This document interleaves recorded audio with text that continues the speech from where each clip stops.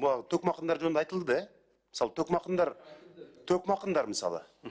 Бул эми Кыргыздын эң чоң мындай маданий мурасы, биздин эң чоң мындай сыймыктана турган мына кайсы элде бар төкмакындык мисалы. Аларды кантип биз жазуучу деп атайбыз мисалы, төкмакынды. Жооп берип койсом болобу? Ушул менин сунушум ушул эл акыны дегенди калтырыш керек. Анан буга чейин мисалы жанагы эл акыны болгондор мыйзам артка иштебейт, алар кала берет да, туурабы? Уруксат болсо жооп берип койсом, 14-беренеде жазылган. Бул эл артисти деген дагы наам бар. Ошо төкмакындар буга чейинки редакцияда деле бул эл артисти деп берилип келген. Эл акындар деп ал башка жанагы кара сөз менен жазылган. Төкмакындар башка категорияга кирет экен. Жок, андай эмес. Төкмакындар эл акынын алып атпайбы? Мисалы Азамат Болгонбаев, Алы Туткучевдор мисалы, алар жазуучу эмес да. Эл артисти деп берип атышат. Мына төкмакын деп. Жок, алар эл акынын алгандалар. Алар эл акынын алганда. Мына 14-беренеде жазылып турат, кыргыз эл артисти ардак наамы, анын ушунун ичинде кимдерге берилет? Дирижер, режиссер, хармейстер, балетмейстер, төкмакын деп турат. Мурункуда акын импровизатор деп жазып коюштур, мурунку редакциясында. Азыр төкмакын деп жазылып турат мурунку азыркы редакцияда. Жок, бул эми негизи мындай да, мисалы өмүр бою ошол эле филармонияда, опера балет театрында жана башка да иштеген, же болбосо ошол райондо өмүрүн 20 жылда, 30 жылда арнаган дарыгерлер, мугалимдер бар да. Аларга биз эми жыргатып, эми аз бир аз айлык маяна көтөрүлдү. Бирок аларга ушундай бир анча-мынча наамдарды берип, ошентип бир кубантып, мындай эмгегин баалап келатканбыз да. Болгону мен билишимче бир көп деле каражат кошулбайт. 2000 сом тегерегинде каражат кошулат. 2,5 миңби, 2300 сом. Анан эми ушудан эмне бюджетти экономдой максат эмне өзү? Бюджетти экономдой деп атасыңарбы же кандай болду? Же өтө көп берилип кетти деп атасыңарбы, баркы кетти деп атасыңарбы? Жок, бул баркы кетип калды деп ошон үчүн аз айтып атканбыз. В принципе, карап көрсөк болот, жанагы эл акыны дегенде карап көрсөк, карап көрөлү. Токтолович, мына сиз дагы дайыма мына өнөр адамдарына өзүңүз дагы жакынсыз. Ушул эл акыны дегенди калтырганыбыз мыйзам долбооруна сунуш кылып туура болот го, анткени аларды жазуучу деп атай албайбыз да. Ал бул төкмөлүк өнөр да бул. Ошол жерде мындай шыр төгөт атпайбыз, алчы. Алар жазбайт мисалы. Ошон үчүн эл акыны дегенди калтырганыбыз туура болмок да. Анан эми бул боюнча чын эле азыр Гүлнар Орозбековна да туура айтып өттүңүз. Мындай жалпы өзү бул карай турган маселе да. Анткени же биротоло өзү чын эле жанагы кайсы мамлекеттик иш-чара болбосун, бардык жерде ошол жанагы кыпкызыл грамотасын көтөрүп алып, ушул райондун зам акиминен баштап, айыл өкмөттөн баштап, эмне иш-чара барсаң бир 20дан, 10дан, 30дан тапшырып эле жүрөт өзү, карасаңчы. 1 саат ушул сыйрык тапшырмай. Эми өтө өнүккөн өлкөлөрдө жок мисалы. Майкл Джексон болсо болот эле, бир наам алат эле да мисалчы. Аларда жок андай мындай. Өнүккөн өлкөлөрдө. Көп өлкөлөрдө маданият министрлиги жок мисалы. Жеке менчик жанагы компанияларга жанагы уюштуруу иштерин беришет да.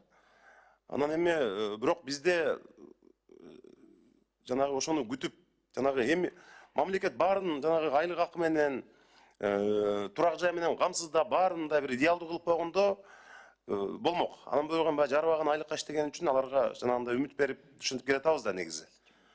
Ошон үчүн могул мурдагы эл акыны мисалы ошол эле Шайлообек Дүйшеев жана башка алардын баары эл акыны боюнча калат да, мыйзам артка иштебейт, туурабы? Бирок адамдар калат. Ошол ойлонуп көрсөк болот экен. Жана эл акыны боюнча бир комитеттен атынан балким сунуш берип койсок, жана төкмакындарыбызга жазуучу дегенибиз туура болбой калат да. Рахмат чоң. Тиги төкмакындар боюнча эң туура айтып атат. Бир 5 категория боюнча калтырып, башкалар боюнча жоюп койгонуңар да негиздүү эмес. Жойсоңор тегиз жойгула, болбосо калыш керек бул негизи. Төкмакын эч качан жазмакынга кирбейт. Буну мына мыйзам долбоору керелекте да айтып атышты. Төкмакындарына эл артистин алып коюп тур деп. Муну андан көрө туура акындарга эмес, мүмкүн төкмакындар эмгекси эл артисти төкмакын башкача туура аталышты таңдабашыңар керек да. Мен бул сунушум биринчи окууда албетте комиссия түзүңүздөр. Бул чоң коомчулукта кызык жарата турган маселе, чыгармачылык, анан жалпы эле кызматкерлерде бул. Себеби адамдын стимул да бар да, адамдын эмгегин баалаш үчүн өзү ошол кайсы мекемеде иштесе, мекеменин сыйлыгы менен мамлекеттик деңгээлде сыйлык берилген айырмасы асман менен жердей да. Мамлекеттик сыйлыкты алам деп иштеген психология сиңип калган жарандар толтура. Анан ошол эле сыйлыкты ведомствоны кылып алса, ал баркын жоготот. Ушуну бир терең изилдеп көрсөңүздөр. Буну түп тамырдан бери реформа кылгыла, түп тамырынан бери коомчулукка, мамлекетке пайда келе турган. Комиссия түзсөңүздөр, бул боюнча сунуштарды айтабыз, терең изилдеп чыгыңыздар, макулбу? Жооп берип койсоңуз рахмат, сиз жооп бердиңиз. Саламатсыздарбы, урматтуу Курманкул Токтогулович, урматтуу депутаттар. Сиздердин карооңуздарга Кыргыз Республикасынын мамлекеттик сыйлыктары, ардактуу наамдары жана мамлекеттик сыйакылар жөнүндө Кыргыз Республикасынын мыйзам долбоорун сунуштап жатабыз. Аталган мыйзам долбоору мамлекеттик кызмат системасынын бюрократиядан арылтуу боюнча жүргүзүлүп жаткан иш-чаралардын алкагында иштелип чыккан жана мамлекеттик сыйлыктар системасын оптималдаштырууга багытталган. Азыркы колдоондогу мыйзамга ылайык бардыгы 46 мамлекеттик сыйлык, сыйакы, ардактуу наамдар каралган.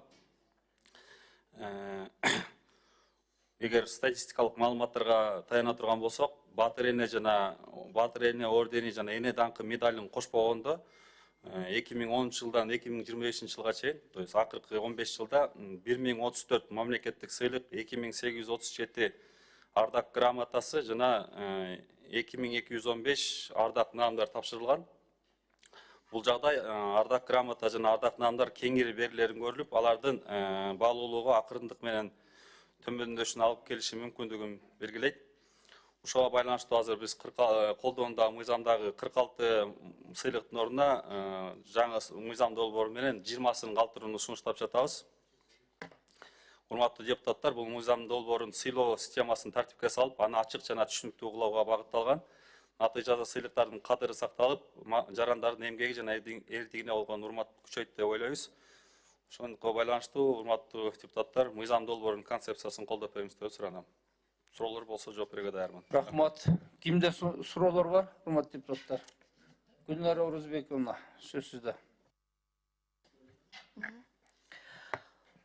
Бул долбоор өзү негизи туура, оптималдаштыруу боюнча.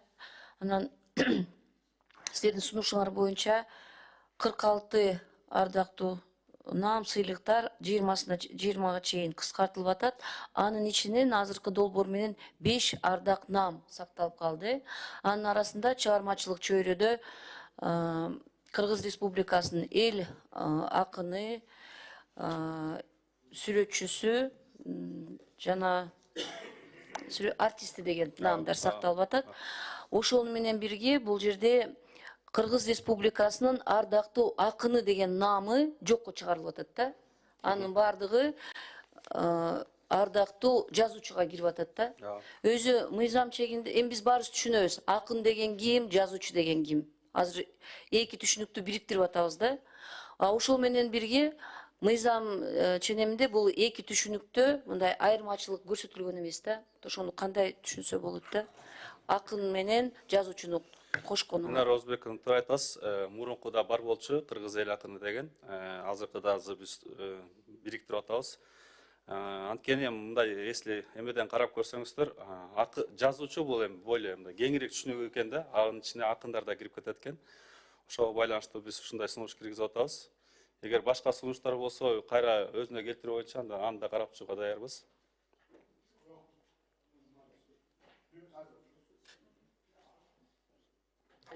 Жок, дагы бир суроо.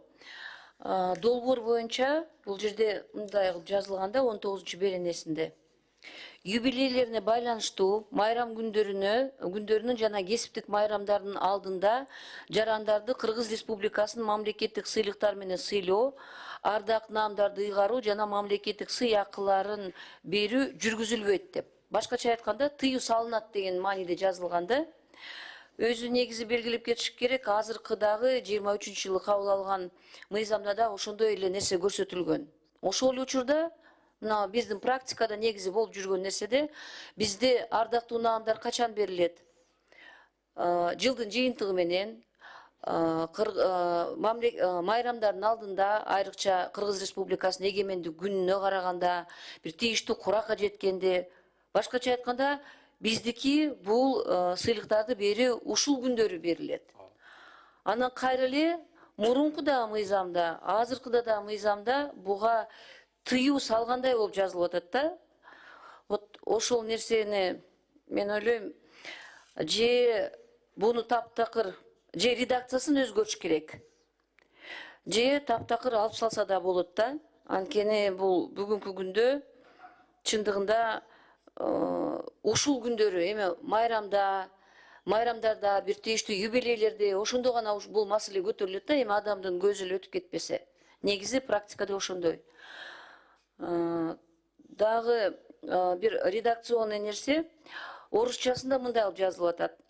Награждение государственными наградами, присвоение почетных званий, присуждение государственных премий Кыргызской Республики гражданам в связи с их юбилеями в канун праздничных дней и профессиональных праздников не производится.